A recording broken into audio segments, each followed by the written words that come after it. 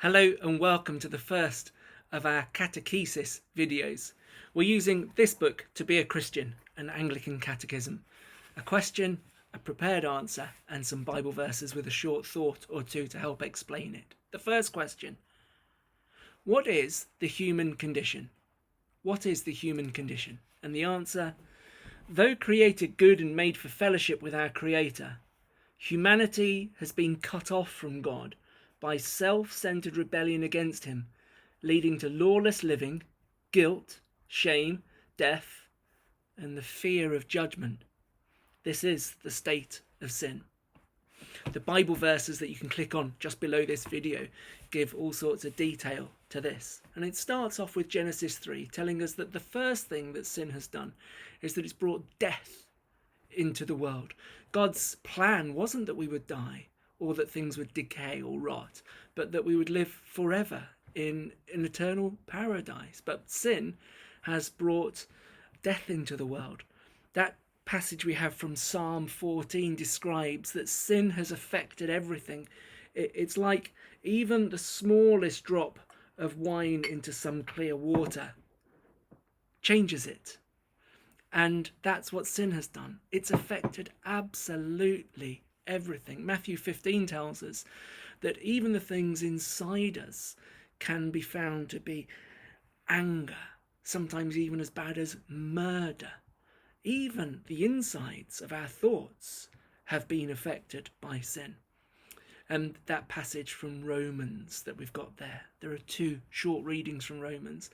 They tell us that even the way in which we see the world around us and our vision of God and what he's like has been affected by sin.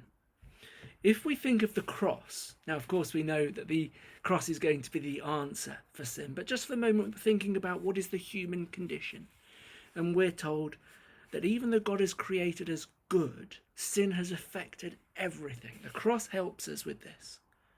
Sin has affected the way in which we look up to God.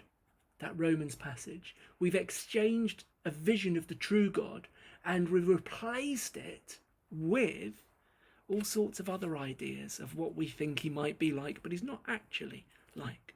The way we see God has been affected by sin.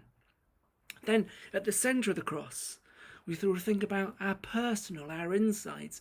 Who am I? What's the purpose of life? Is there any value in who I am? All sorts of internal questions, the way we feel about ourselves and about the future. Sin has affected the inside of us as well. Going out in two different directions.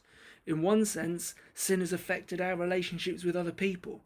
What we say to them, the way that we act. We lie.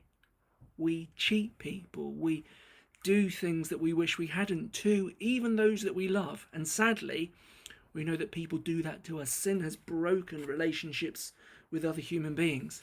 Likewise, when we look across the other direction, we think about where our life is going. And there's that fear of judgment. What happens when we die, falling into the hands of a holy God? Sin's affected the way in which we see the future as well.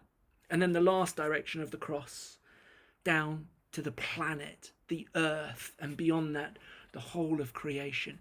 The Bible tells us that sin has affected creation. There were no thorns when God made the world. There was no death. There was no decay.